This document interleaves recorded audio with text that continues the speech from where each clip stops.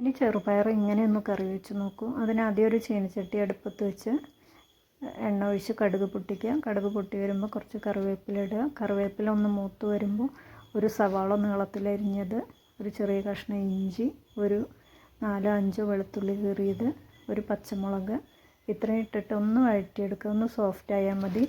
ഒന്ന് സോഫ്റ്റായി വരുമ്പോൾ അതിലേക്ക് ഒരു തക്കാളി കൂടെ ചേർത്തിട്ട് ഒന്നുകൂടെ വഴറ്റുക. തക്കാളി ഒന്ന് ഉടഞ്ഞ് വരുമ്പോൾ അതിലേക്ക് ഒരു 1/4 ടീസ്പൂൺ മഞ്ഞൾപ്പൊടി, 1/2 ടീസ്പൂൺ മുളക് പൊടി, 1/2 ടീസ്പൂണിൽ താഴെ മല്ലിപ്പൊടി, ഒരു 1/4 ടീസ്പൂണ് താഴെ ചിക്കൻ മസാല, ഇത്രയും ഇട്ടിട്ട് ഒന്നുകൂടെ ഒന്ന് വഴറ്റുക. ഒന്ന് നന്നായിട്ട് അതിൻ്റെ പച്ചമണമൊക്കെ മാറി വരുമ്പോൾ അതിലേക്ക് നേരത്തെ വേവിച്ച് വെച്ചിട്ടുള്ള ഉപ്പിട്ട് വേവിച്ച് വെച്ചിട്ടുള്ള ചെറുപയറും കൂടെ ചേർക്കുക. വെള്ളത്തോട് കൂടി തന്നെ ചേർക്കുക. ഞാനിവിടെ 1/2 കപ്പ് ചെറുപയർ കുതിർത്തതിൻ്റെ അളവാണ് പറയുന്നത്. അതും കൂടെ ചേർത്ത് നന്നായി തിളപ്പിക്കുക. തിളച്ച് വരുമ്പോൾ നമുക്ക് കറിവേപ്പിലയും കൂടെ ഇട്ടിട്ട് വാങ്ങാം. ഇതിൻ്റെ കൂടെ തേങ്ങാപ്പാൽ ചേർത്തിട്ട് വേണമെങ്കിൽ അങ്ങനെ എടുക്കാം. ഓക്കെ.